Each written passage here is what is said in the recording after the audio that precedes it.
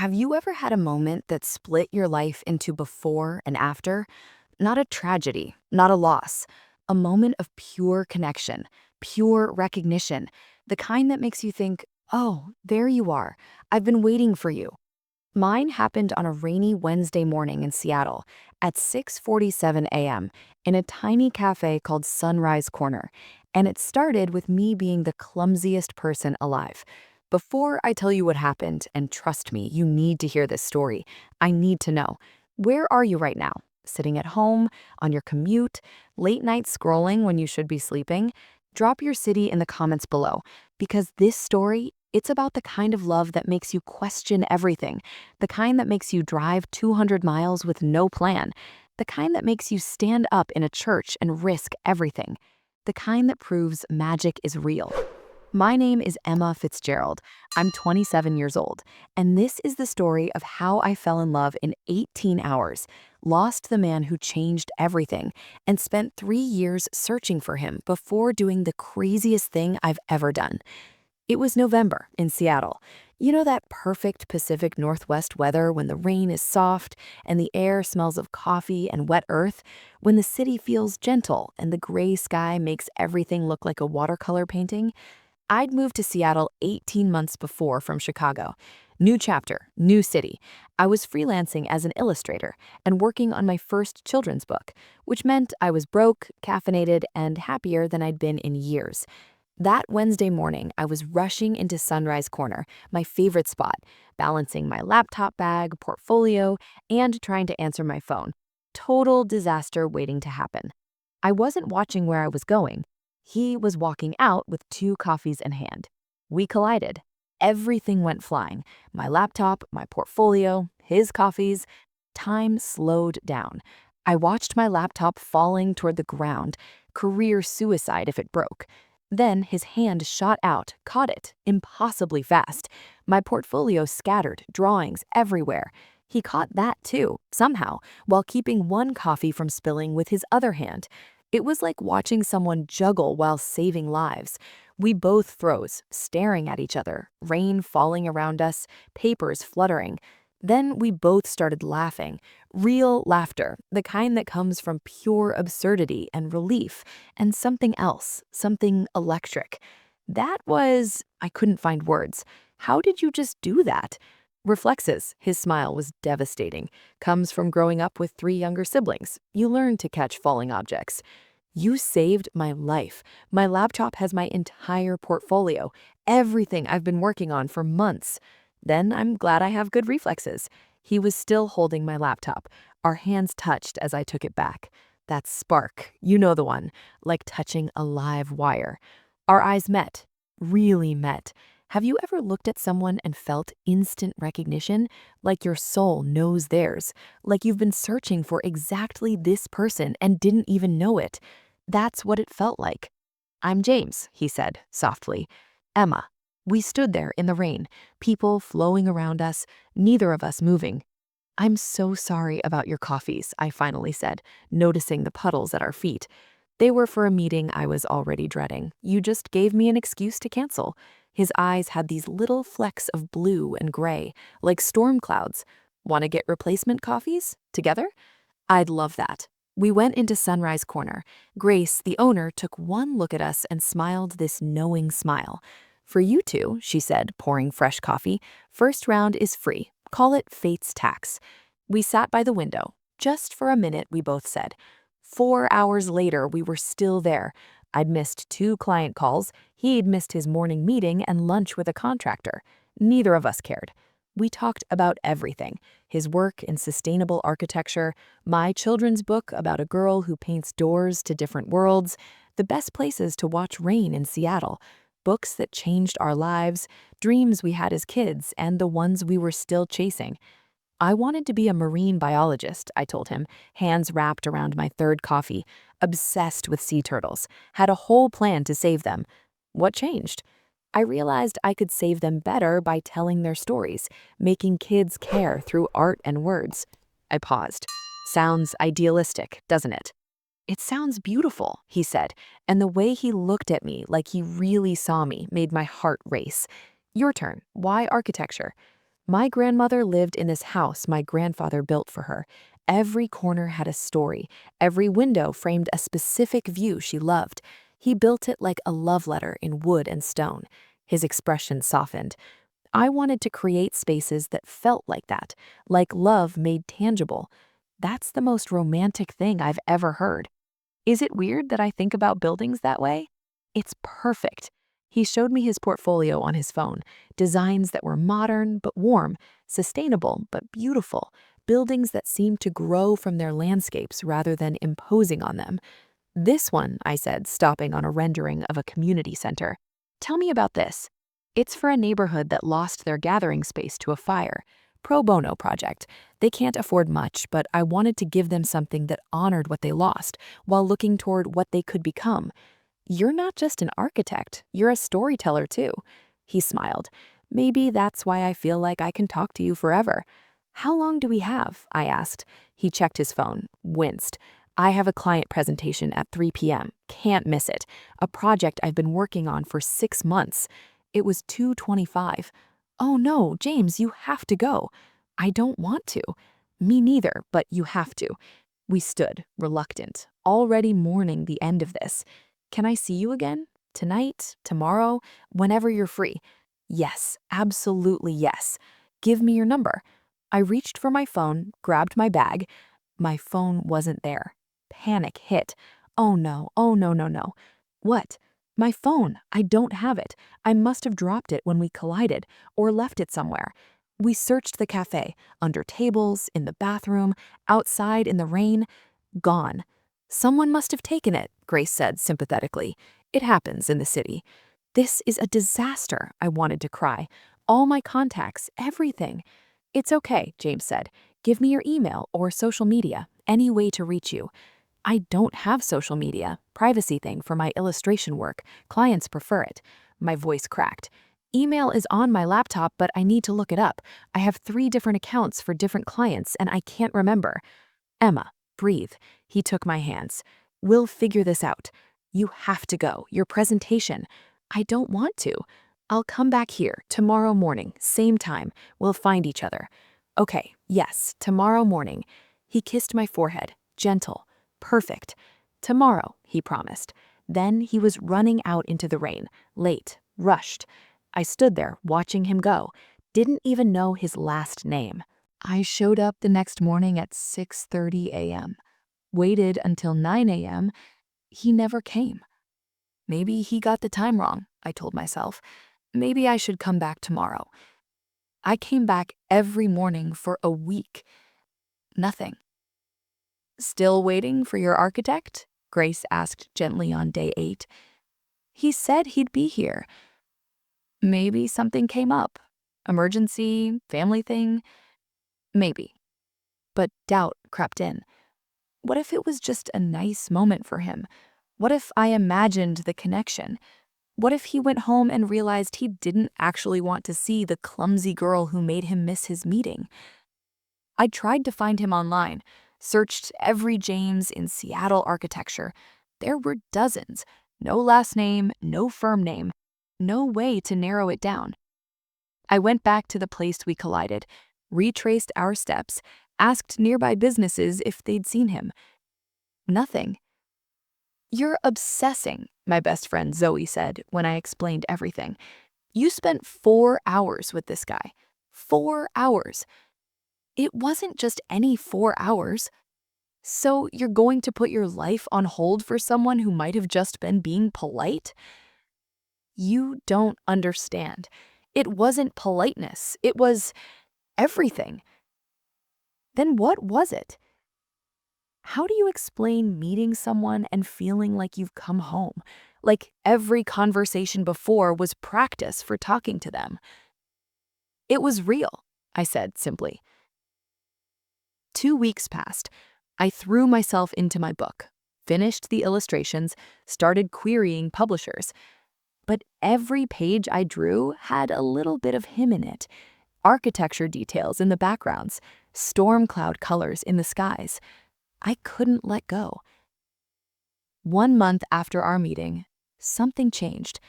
I was having coffee at Sunrise Corner. Still went every few days, unable to help myself, when Grace approached. "Emma, honey, I need to tell you something." My heart jumped. "Did you see him?" "No, but I remembered something. That day you two met, he paid with a credit card. Corporate card, looked like. Had a company name on it." "What company?" I tried to remember. It was something about green or sustainable. She frowned. "Verde Design? Verde something? Verde Architectural Group?" I pulled it up on my laptop. Seattle-based sustainable architecture firm. "That's it. That's the one." I looked at their website, team page, scrolled through photos, and there he was. James Brennan, associate architect, 3 years of architecture school, 2 years at Verde, specialized in community-focused sustainable design. There was a photo of him at a building site. That same smile, those same eyes. I'd found him. My hands shook as I dialed their office number. "Verde Architectural Group, how may I help you?" "Hi, I'm trying to reach James Brennan, please." "I'm sorry, Mr. Brennan is on leave for the next month. Can I take a message or direct you to someone else?" "On leave? For a month? Do you know when he'll be back?" "He's scheduled to return December 1st. Can I help you with something else?" December 1st, 6 weeks away. "No, thank you. I'll try again later." I hung up, stared at his photo on the website. A month's leave, right after we met. Why? Family emergency?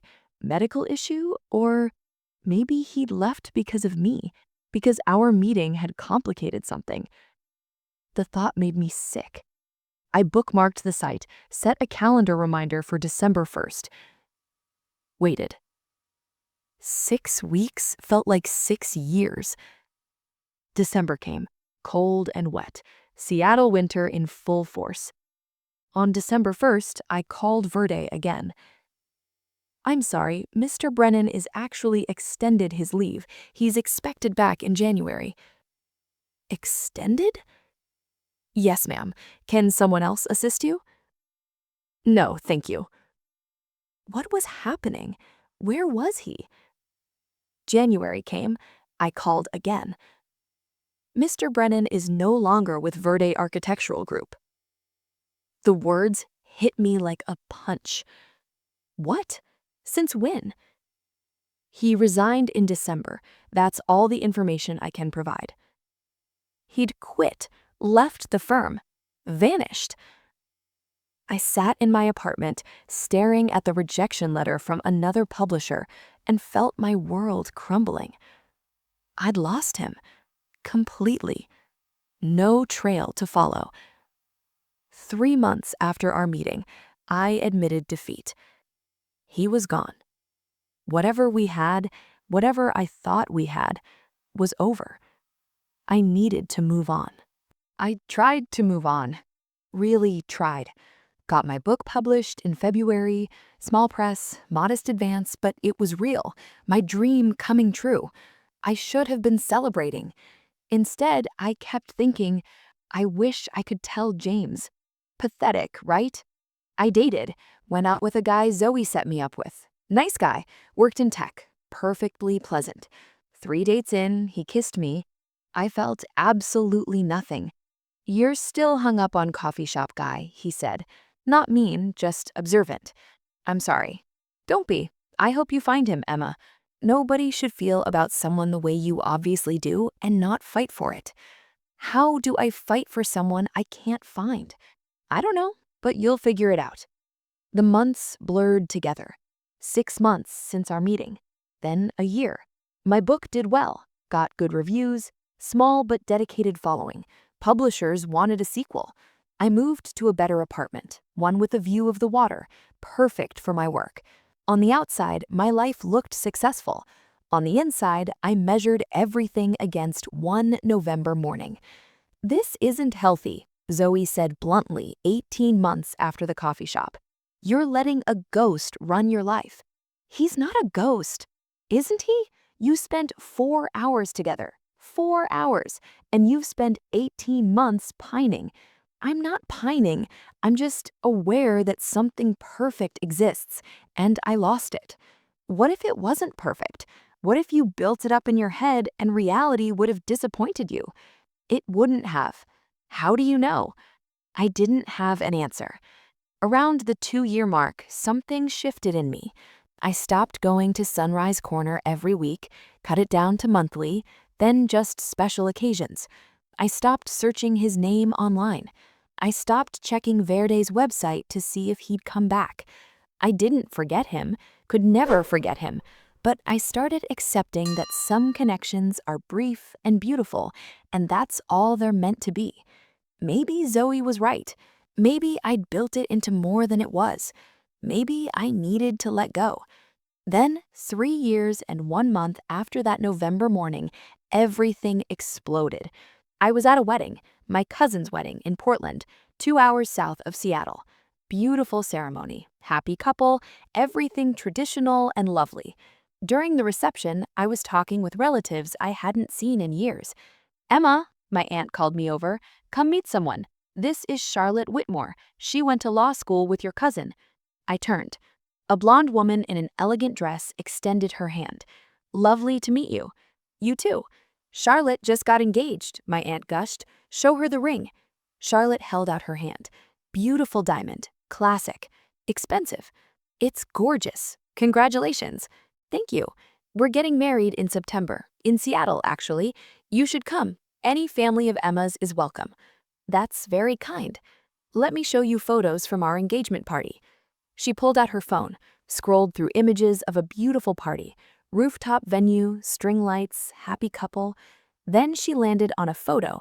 This is my fiancé, James. The world stopped. There he was. James. My James. In a tuxedo, arm around Charlotte, smiling. Engagement photo.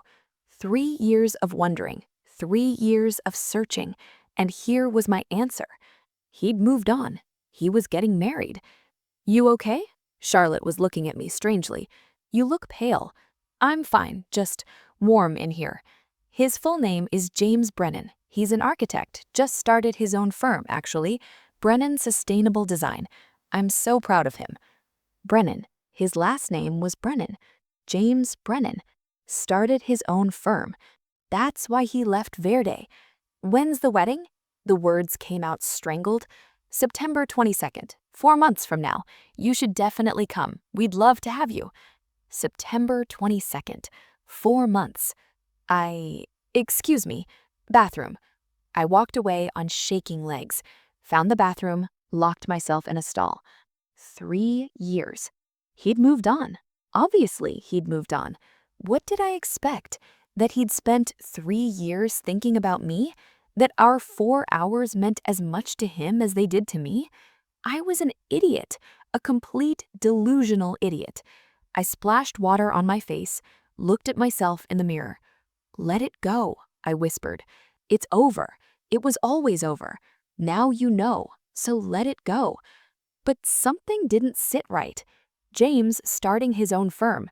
That's what his leave had been about. He'd been planning, building something, not running away from me. And Charlotte, I tried to remember what she'd said about their relationship. Just got engaged. But how long had they been together? I went home that night and did what I should have done 3 years ago. I searched James Brennan, Seattle architect. He came up immediately. Brennan Sustainable Design, launched 8 months ago. Small firm focused on community projects and sustainable residential design. Website had his bio, his philosophy, photos of projects. There he was, exactly as I remembered. Maybe a little older. Still those storm cloud eyes. Still the man who changed everything in 4 hours. The About page had his story. Worked at Verde for 2 years, took time off to plan his own venture, launched Brennan Sustainable Design with a mission to make sustainable architecture accessible to everyone, not just the wealthy. It was exactly what he'd talked about, building spaces that felt like love letters. He'd done it, built his dream, but nothing personal, no mention of Charlotte, no social media I could find, just the work. I found his firm's address in Fremont, 20 minutes from my apartment. For 3 years, he'd been 20 minutes away. I could have walked past him on the street, could have been in the same coffee shop, could have been living parallel lives in the same city and never known.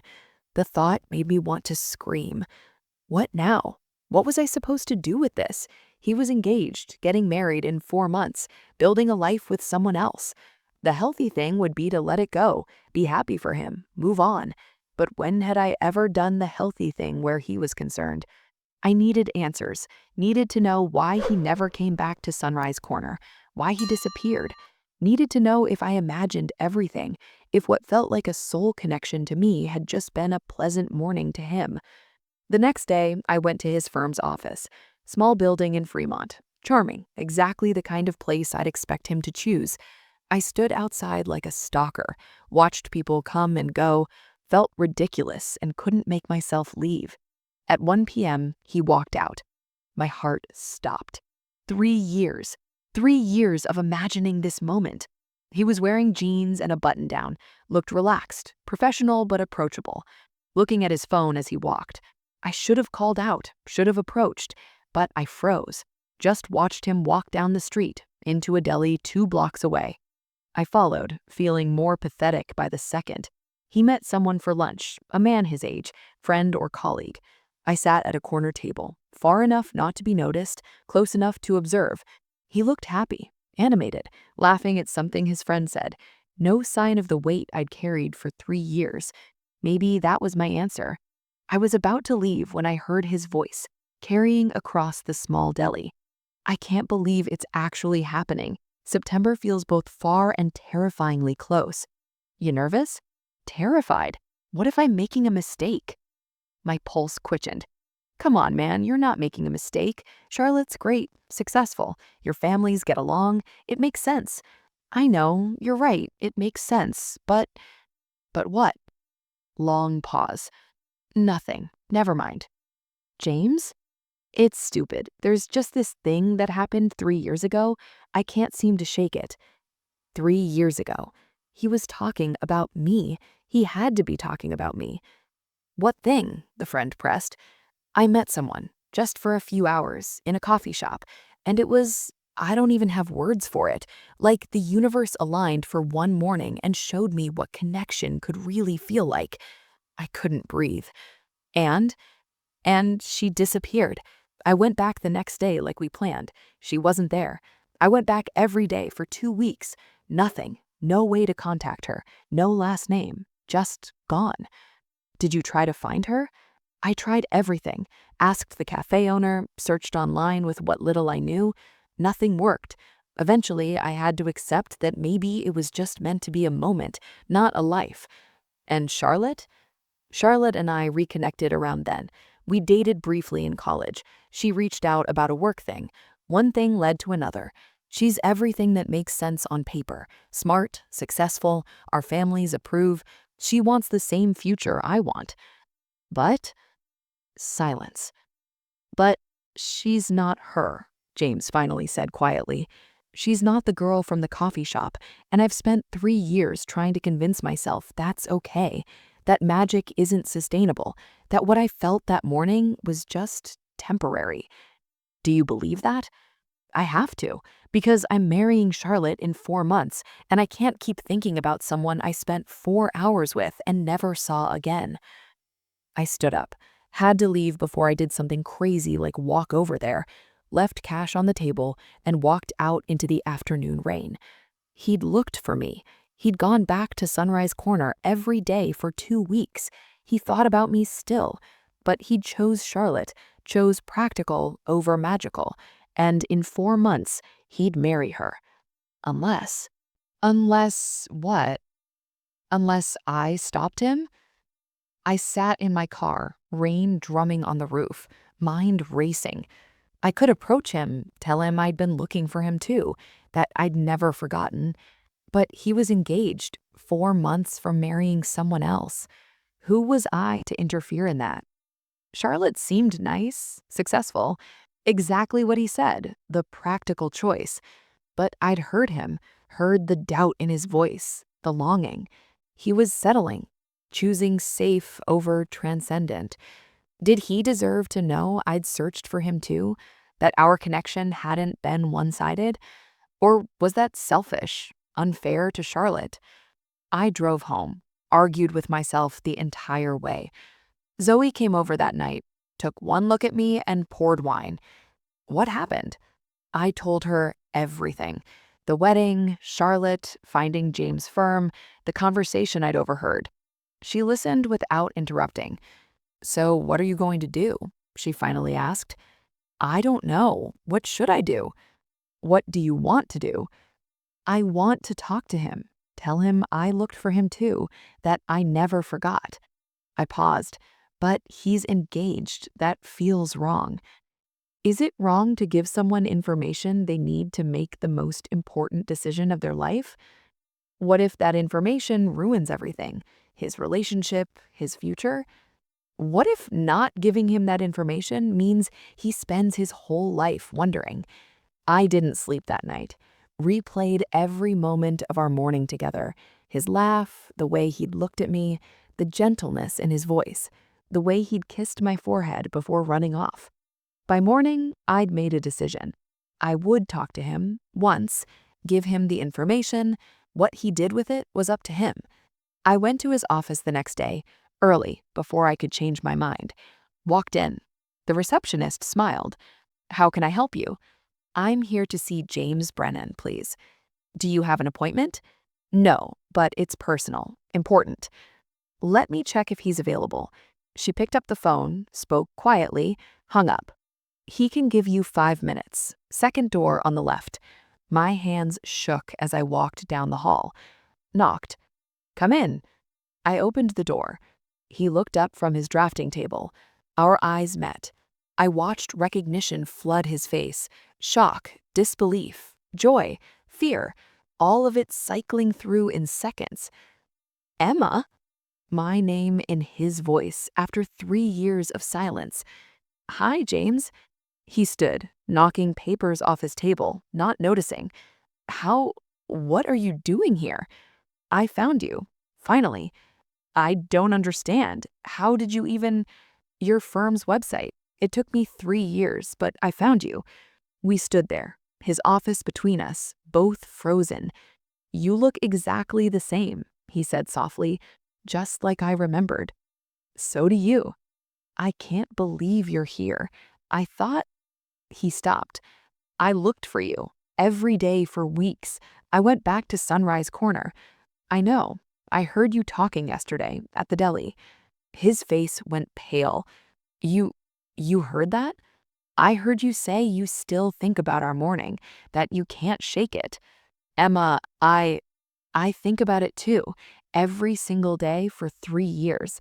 I went to Sunrise Corner every morning for 2 weeks. I tried to find you. I called Verde. I searched everything I could with just your first name."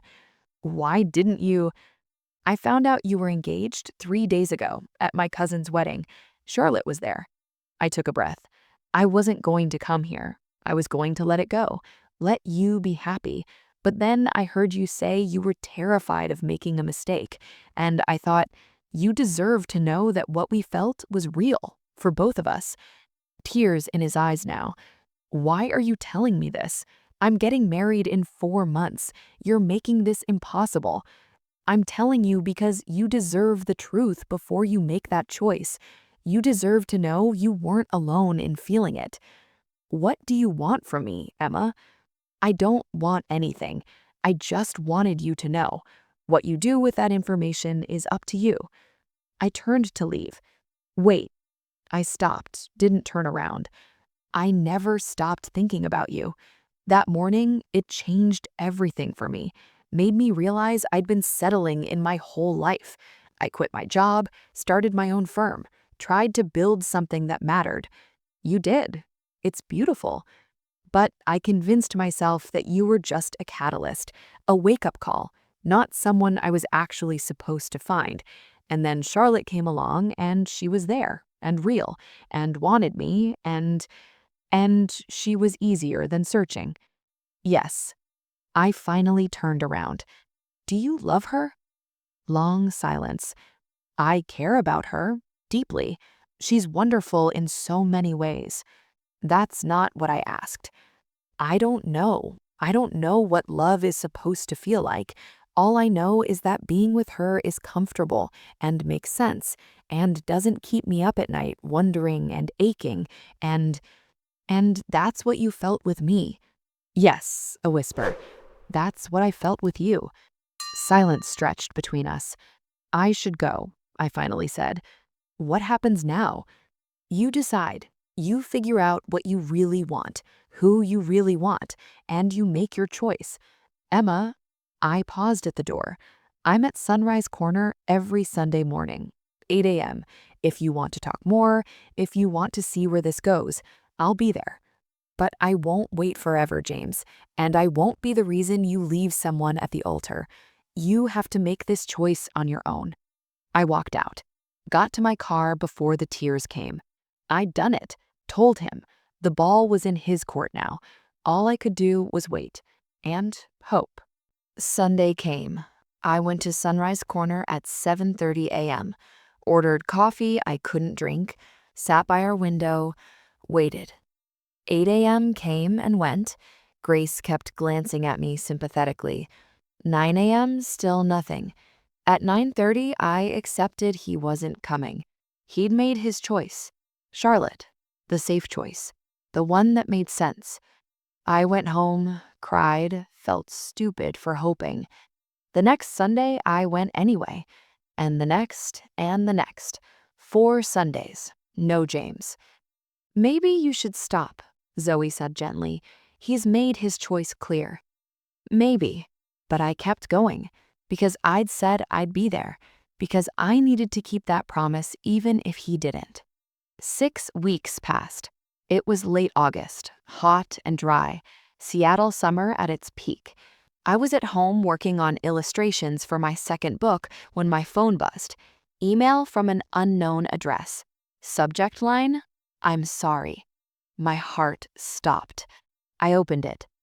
Emma, I can't stop thinking about you showing up at my office, about everything you said, everything I should have said but didn't. I told Charlotte about you, about our morning 3 years ago, about the fact that I never forgot you. She was devastated, asked if I wanted to cancel the wedding. I said I needed time to think, because I'm terrified, because safe feels better than sorry, because I don't know if magic can last beyond one perfect morning. She's giving me until the end of the month to decide. I don't expect you to respond. I don't even know what I want you to do with this. I just needed you to know. You deserved to know. James. I read it 20 times. He was questioning everything. He'd told Charlotte about me. He had 1 week to decide. What was I supposed to do with this? I typed and deleted a dozen responses. Finally, what do you want, James? Really want? Not what makes sense, not what's safe. What does your heart want? I hit send before I could overthink it. He responded within minutes. I don't know. I wish I did. All I know is that I've been half alive since I lost you. Then choose to be fully alive before it's too late. What if we choose you and we burn out? What if the magic only worked for one morning and we ruin it by trying to make it more?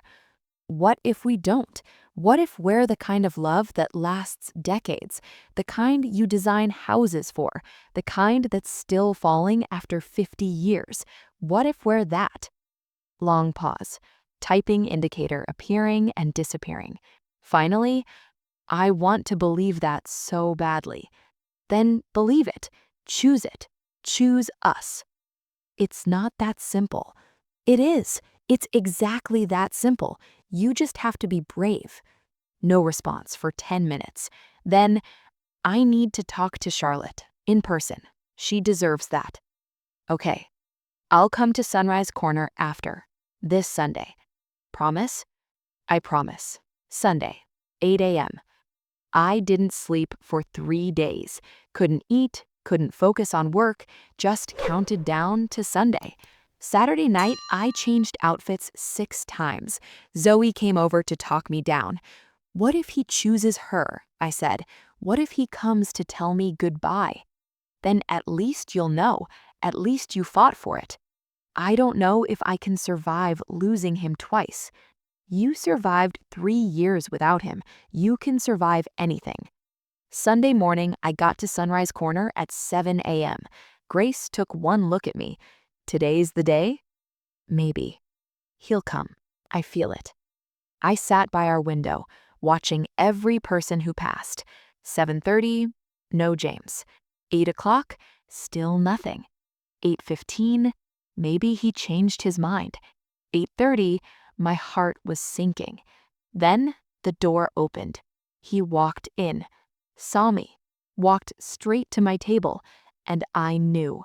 I knew from the look in his eyes. I told her I couldn't marry her, he said without preamble. I called off the wedding.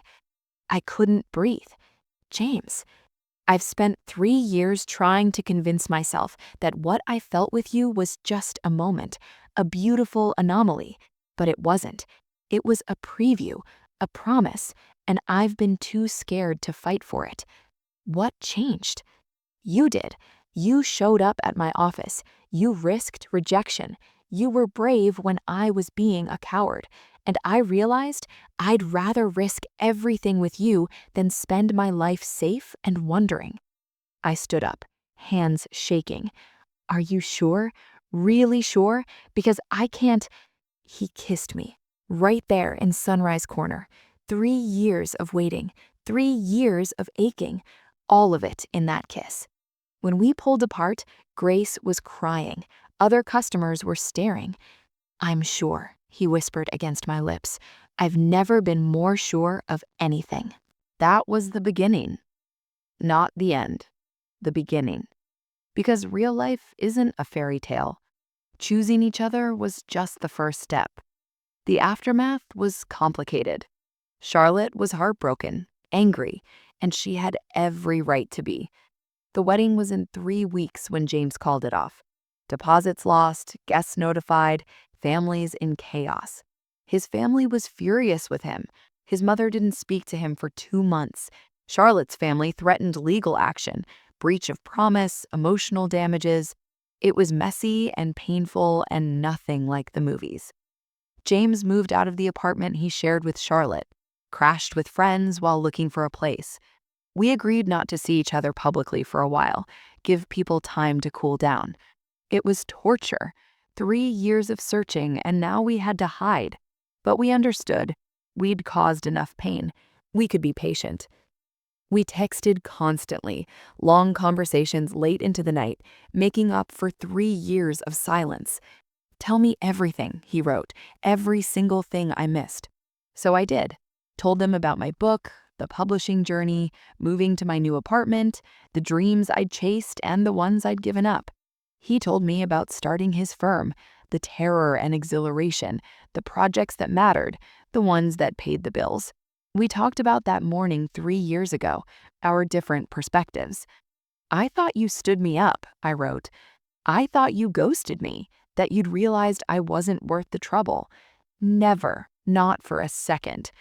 6 weeks after the called-off wedding, James found an apartment in Capitol Hill. Small, perfect for starting over. Can I see you? He texted. Really see you? Not in secret? Yes, please, yes.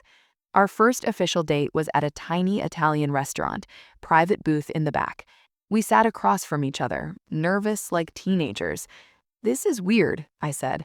So weird. We know everything about each other from texting, but we've only spent 4 hours together in person. Wanna fix that? We stayed until the restaurant closed, talked about everything, laughed, held hands across the table. At the end of the night, he walked me to my car. Can I kiss you? He asked. I thought you'd never ask. It was different than the kiss at Sunrise Corner. Slower, deeper, more certain. When we pulled apart, he was smiling. Worth the wait? I asked. Worth everything. We took it slow after that, not because we weren't sure, we were absolutely sure, but because we wanted to do it right, build something real. We had dinner twice a week, Sunday morning coffee at Sunrise Corner, long walks around the city. Slowly, gradually fell into a rhythm with each other. Learned the little things. His coffee order, black, 1 sugar, my hatred of mornings before 7 a.m., the way he hummed when he was concentrating, the way I chewed my lip when I was drawing. "You're not what I expected," he said one evening as we watched the sunset from Gasworks Park. "Bad different or good different?" "Perfect different. I built you up in my head for 3 years. I was terrified reality couldn't match the fantasy." "And?" I asked. "Reality is better because you're messy and real and here." 3 months after the called-off wedding, James introduced me to his family. Tense didn't begin to cover it. His mother was cold, polite but distant. His father barely looked at me. Only his youngest sister was welcoming. "I'm glad he found you," she whispered. "He was miserable with Charlotte, trying so hard to make it work. With you, he's himself." It took months for his family to warm up. Slow progress, small victories. His mother finally spoke to me directly at Christmas. "You make him happy," she said. Not quite an endorsement, but close. I tried to. That's all I want for him, happiness, even if the path there was unconventional. "I'm sorry for the pain we caused." "I believe you are," she paused. "Charlotte has moved on. She's dating someone new. So I suppose it's time we all moved on too." That felt like permission. Finally. A year passed. Then 18 months. James' firm was thriving. 3 employees now, projects all over Seattle. My second book was doing even better than the first. Publisher wanted a series. We moved in together that summer, combined our lives. His architectural sketches mixed with my illustrations, his organized spaces clashing with my creative chaos. It was imperfect and wonderful. "I have something to show you," he said one Saturday morning. "What?" "It's a surprise. Get dressed, wear something nice." Intrigued, I followed his instructions. He drove us north, out of the city, into the hills, pulled up to a beautiful piece of land. Trees, view of the water, absolutely stunning.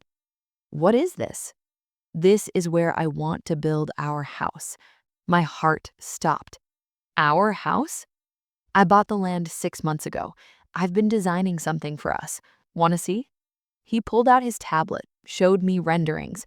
A house that was us. Modern but warm, sustainable, large windows framing the view, studio space for my work, drafting room for his. Details that spoke to our conversation 3 years ago. Spaces designed like love letters. "You designed this for us?" Every corner, every window, every detail. He turned to me. "I want to build a life with you, Emma, literally and figuratively. What do you think?" I think yes, absolutely yes. We broke ground that fall. The house became our shared project. I'd visit the site after his work meetings. We'd walk through the framing, imagining where our future would unfold. "Kitchen here. We'll cook together." "Library here. Floor-to-ceiling books." "Studio here. North light for your drawing." It was like watching our life take shape in wood and stone. But something was nagging at me, a worry I couldn't shake. One night, as we sat in the half-built structure watching the sunset, I finally said it. "Are you sure you don't regret it? Calling off the wedding, choosing me?" "What? Emma, no, never." "But you lost so much. Your family was upset, friends took sides, Charlotte was devastated." "I gained everything that matters." "But what if—" "Stop." He took my hands. "I'm going to tell you something I've never said out loud. In the 6 months I was engaged to Charlotte, I had nightmares every single night. Dreams about walking down the aisle and realizing I was making a mistake. Dreams about seeing you in the crowd and not being able to reach you. You never told me that." I was ashamed, thought something was wrong with me for having doubts. But the nightmares stopped the day I called off the wedding, the day I chose you. He squeezed my hands. "I sleep peacefully now. That's how I know I made the right choice." "I love you," I whispered. "I love you too. And Emma, I'm going to marry you, for real this time. When the house is done, when our life is built, I'm going to ask you to marry me." That's not how surprises work. I don't care. I want you to know. I want you to be sure. No doubts, no ghosts from called off weddings. Just us. Just us, I agreed.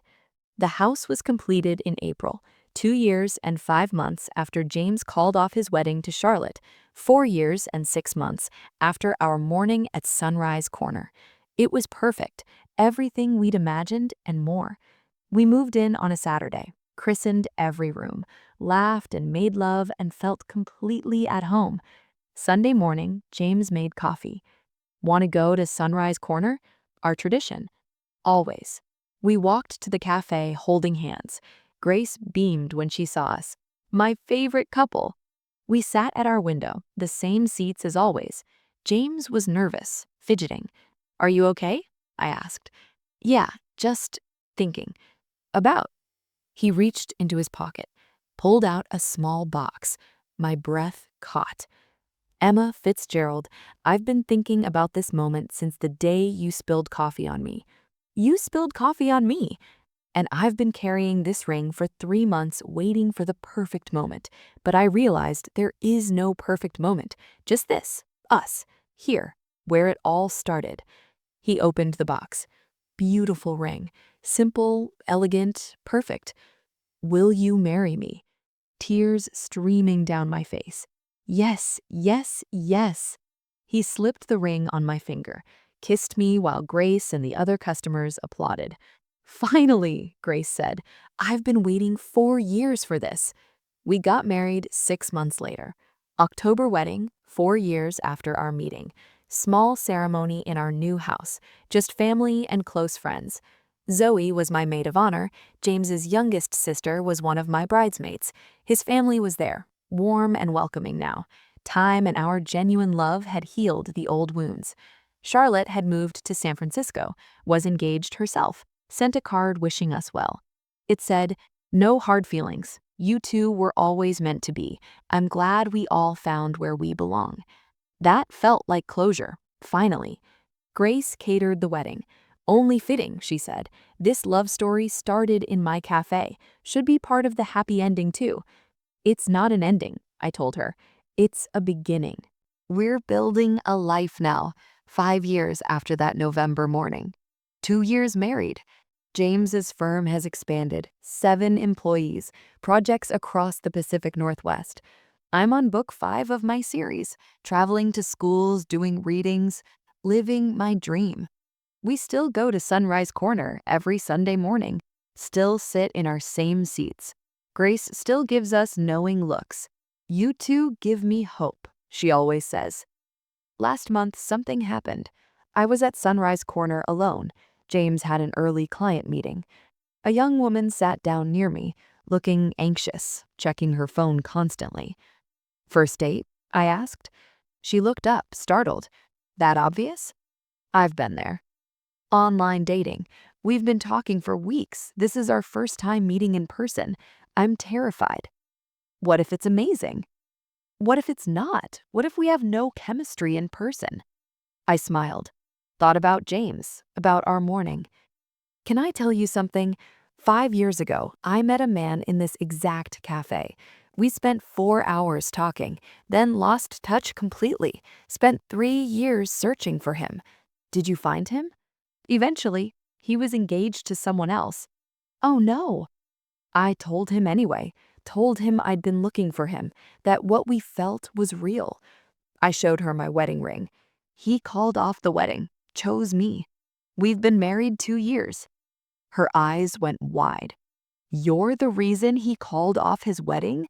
He's the reason. He chose love over convenience, brave over safe. Wow. My point is, sometimes the best things start messy, start uncertain. But if there's real connection, it's worth fighting for. What if I mess it up? Then you mess it up, but at least you tried. At least you showed up. The door opened. A man walked in, saw her, smiled. She stood. That's him. Go. Be brave. And if it's meant to be, it will be. I watched them meet. Awkward at first, then laughing, relaxing into conversation. James arrived 20 minutes later, slid into the seat across from me. What are you smiling about? just gave some dating advice. You, Miss I stalked my husband to his office? It worked, didn't it? He laughed, took my hand across the table. Best decision you ever made. Second best. Best was saying yes when you proposed. We sat there, coffee cooling, watching the city wake up around us. This life we'd built, this love we'd fought for, worth every moment of uncertainty, every tear, every risk. That was 2 years ago. Today, I'm sitting in our house, the one James designed for us, for our future. And I'm 8 months pregnant, a daughter, due in 3 weeks. We're gonna name her Grace, after the cafe owner who believed in us from the beginning. James is in his studio, designing a children's playground for a community in need. Pro bono work, the kind that matters. I'm in my studio, working on a new book about a girl who loses something precious and spends years searching before finding it exactly where she started. Art imitating life. Our story has become something we share now, with friends who doubt love, with strangers who need hope. Tell us how you met, people ask at parties, and we do. The whole messy, beautiful truth. I spilled coffee on him. She didn't. I spilled coffee on her. We argued about this for 4 years. Still arguing. We fell in love in 4 hours. Lost each other completely. Spent 3 years searching. Then I called off my wedding for her. Best decision ever. Second best. Best was showing up that first morning. People always ask, what if you'd never found each other? I think about that sometimes. The parallel life where I never found his firm online, where I let him marry Charlotte, where I moved on. It makes me sick to imagine, but it also makes me grateful because we didn't give up. We fought for it, against odds, against time, against doubt, and we won. So I'm here, right now, talking to you. Wherever you are, whatever you're facing, I need to hear from you. Where are you watching from? Drop your city, your state, your country in the comments. Let's see how far this story travels. Tell me, what part of this story hit you hardest? The first meeting, the 3 years of searching, me showing up at his office, the called off wedding? I want to know what resonated. Have you ever let someone go and regretted it? Are you in that situation right now? Someone you can't forget no matter how much time passes? Share your story in the comments. Your words might be exactly what someone else needs to hear. And if you're the person who needs to hear this, if you're standing at your own crossroads wondering whether to be brave or play it safe, listen to me. Fear is just love afraid of being vulnerable. But you can't build a life on what ifs and maybes. You can't win what you're too scared to reach for. Be brave. Choose the thing that makes you feel alive, even if it's terrifying, especially if it's terrifying. Because 3 years of searching, a called off wedding, all the judgment and mess and complications, it was worth it. Every tear, every sleepless night, every moment of doubt. Worth it. For this, for him, for us, for the family we're building. Your person is out there. Your moment is coming. Your choice is waiting. But you have to be brave enough to make it. You have to be willing to show up, to speak up, to fight for it. Don't wait 3 years like I did. Don't let fear win. If you know, really know that someone is meant to be in your life, go get them. Walk into their office. Call them. Show up. Be brave. Hit that subscribe button if this story meant something to you. Like this video if it gave you hope. Comment and tell me your story. I read every single one. We're building a community here. People who believe in real love, brave love, the kind worth fighting for. Join us. This is Emma Brennan, reminding you magic is real, second chances exist, and love, real, messy, complicated love, is always worth the risk. James just walked in. He's reading over my shoulder. Tell them one more thing, he says. What? Tell them that the best view isn't from the top of the mountain. It's the view you share with the person who makes every view beautiful. See, this is why I married him. Now go out there and be brave. Your story is waiting to be written. And who knows, maybe in 5 years, you'll be sitting in your dream house with your dream person telling everyone how you almost let them go. But you didn't, because you were brave enough to fight. We believe in you. Now go write your happy ending.